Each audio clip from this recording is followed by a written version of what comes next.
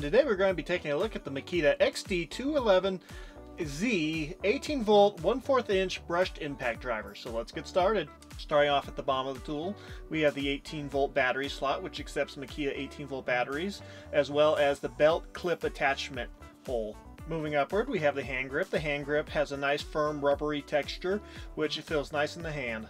Moving upward above the hand grip, we have the forward/reverse/locking switch, as well as the variable speed trigger and the LED light. And last but not least, we have the quick insert 1/4 inch bit chuck/bit holder. The light on the impact driver will become active when the trigger is pulled and will stay lit for around 10 seconds before slowly fading. It's definitely not the brightest light, but it's not too dark either.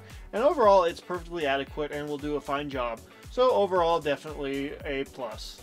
Weight-wise, the tool will weigh around 1,532 grams using a 3 amp hour battery as well as an impact bit. And with no battery or bit, the tool will weigh 920 grams. Overall, size-wise, it's definitely more compact than my current favorite go-to impact driver, which is the P238 brushless impact driver from Ryobi. And the build quality definitely feels superior, although the Ryobi doesn't feel bad either. It's just the Makita definitely feels more solid in the hand. Now let's talk about the variable speed trigger a little bit. Now the variable speed trigger on this impact driver is, well, it's fine. There's nothing really wrong with it. I just would have preferred to have a little bit more variation between the different speeds, as well as maybe a little bit slower speed when you're first starting. When you're first starting off, the speed is a little bit too fast and it'll make driving screws a little bit difficult if you're not dealing with pre-drilled holes. It's not impossible, and it's definitely still usable. Just keep that in mind, especially if you're going to be working with any kind of screws that don't have any self-drilling functions in them. And this is a fairly simple impact driver, meaning there is no different selections for speeds. What you get is what you get with the variable speed trigger, and if you're looking for something with a different speed options, like a second gear or a third gear, well, you're going to be out of luck, because this impact driver does not have them. And that is it for the general overview of the tool. Here are some videos of the impact driver in action.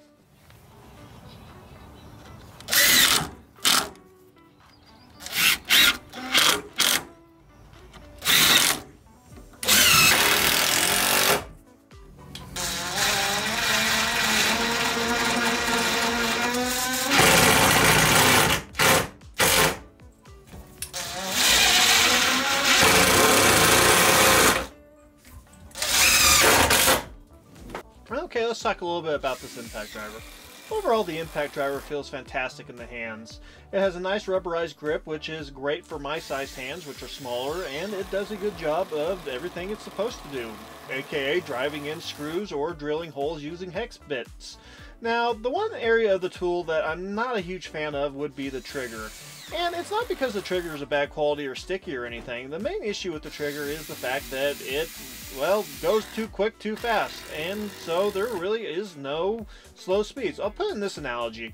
It's really easy to go from 0 to 60 in under a second, but if you're trying to get to 0 to 5 or 0 to 10 or 0 to 15, well, that's pretty much impossible because there are no slower speeds on this impact driver. It's pretty much a 0 to 20 or 0 to 60 impact driver, meaning that if you're working with a more delicate fastener or a more delicate drill bit, well, it might be a little bit challenging because of, well, no slower speeds. So you might be better off picking a different impact driver. However, if your main goal is speed and you're needing to build stuff quickly, well, I think this impact driver does a fantastic job of that. Don't get me wrong in that regard. It's definitely a fast impact driver. Maybe a little too fast sometimes. Okay, let's talk about what kind of holes you can drill with this impact driver, as long as your drill bit has a hex bit on it. Okay, using a 1/2 inch twist bit, I was able to drill 11 consecutive holes into a 4x4 fairly quickly. Now, it didn't do a fantastic job, but it didn't do a horrible job either. Overall, for a brushed impact driver of this size, it did a decent job. Now, by the time I was done drilling the 11 holes, the impact driver was starting to heat up, and this is understandable because, well, quite frankly, impact drivers really are not designed for drilling half-inch sized holes into 4x4s. So you get the point. Now, I could have drilled even more holes. It was perfectly capable of doing that. However, since I bought and own this tool myself, I personally would prefer it not to turn into a smoldering pile of plastic and metal on the floor. So this is where I stopped with the twist bits. And started up with the paddle bits. Starting off with a half-inch paddle bit, which the impact driver did just fine with and made it all the way through the 4x4. And it was able to handle just about all the bits in between half an inch all the way up to about an inch pretty adequately. I mean, it wasn't breaking any speed records, but at the same time, it was still getting the job done. So I think it's perfectly adequate for handling spade bits up to about an inch. And probably an inch. But once I got to about the inch size, then it was starting to have a little bit more, well, problems getting through the wood. It still made it through the wood, but at the same time, it was right at the point where it would be a call on the individual whether or not they'd want to use this for that purpose. For me personally, this is where I decided to stop because, like I said earlier, I own this impact driver and I really don't want to see a pile of blue melted plastic on the floor. So that's where we stop. So I'd say about an inch is about the limit for this impact driver. And overall, for removing screws, the impact driver does a decent job. It's not as fast as it is when you're putting screws in, but at the same time, very few impact drivers are. So it does a decent job at removing screws. Okay, let's talk about the pros and cons of this impact driver. And the first pro is build quality. The build quality of this impact driver is extremely nice. Makita really does know how to build a nice feeling tool. I swear, they put more rubber and metal into these tools than they do plastic, and they just always feel fantastic in the hand. 18 volts. 18 volts is pretty much the universal voltage across platforms, even though some brands claim to be 20 volts. But if you read the fine print, it's still 18 volts.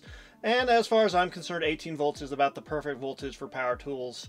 Any more and it gets more expensive, any less it's not as powerful. So in my opinion, 18 volts is definitely the nominal voltage. Size. The size of this impact driver is fairly compact. Is it going to be the smallest impact driver on the market? Not even close. But at the same time, it doesn't need to be. And overall, I still think it's a great size for the size of battery that this impact driver can take. So overall, I'd still say it's a pro. Quick bit chuck. Now, the quick bit chuck on this impact driver is definitely superior to the Ryobi's. The ability to insert the bit whenever you want without having to worry about pulling the release ring forward is definitely a nice feature, and one that I wish the Ryobi's had. So Makita definitely gets props for the design of this quick bit chuck. Good heat venting. Makita really did a great job in getting a system that would cool down this impact driver. The fan that blows the air through the impact driver to keep the motor cooler definitely does a fantastic job of blowing air through the impact driver. Almost to the point where it's a little too good because it will blow dust up into your face if you're working in a heavy sawdust environment. So overall, I have to say I really think Makita thought ahead when they were designing the cooling on this impact driver. So definitely a pro. And the first meh is brushed. This is using an older brushed motor, which is still completely functional and still does a good job. It's just in this day and age, well, quite frankly, brushless impact drivers are really starting to take over. Well, pretty much all brushless tools are. So in my opinion, this is definitely a meh. And the first con is not enough slow speeds. This impact driver does a fantastic job of doing quick jobs.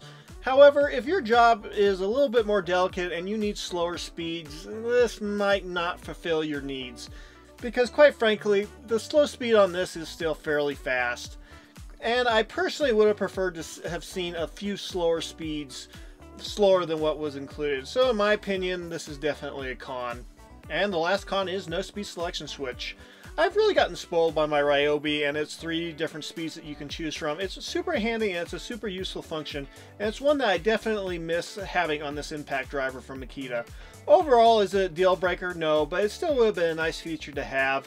And so, in my opinion, this is another con. And that is it for the pros and cons. Final thoughts on the Makita XDT11Z. Quite frankly, I think it's a great little impact driver and it does a good job. I like most of Makita's tools fairly well, and overall I think this is a good candidate for a impact driver if you need one. The only issue I could see being a problem, or one that might turn people off, is the fact that it does not have any super slow speeds. So if you're going to be dealing with fragile fasteners or small drill bits, this could be an issue. But overall, I think it's still a good little impact driver. I would definitely recommend it to anybody who is in the Makita system and is looking for an impact driver. Is it going to be as good as one of the newer brushless models? No, but at the same time, it's a cheaper price point and it'll still do a fantastic job. So overall, still recommended. And now that we're at the end of the video, I'm going to do the one thing that all YouTubers do that's super annoying and ask you to like and subscribe. And we will see you next time. God bless.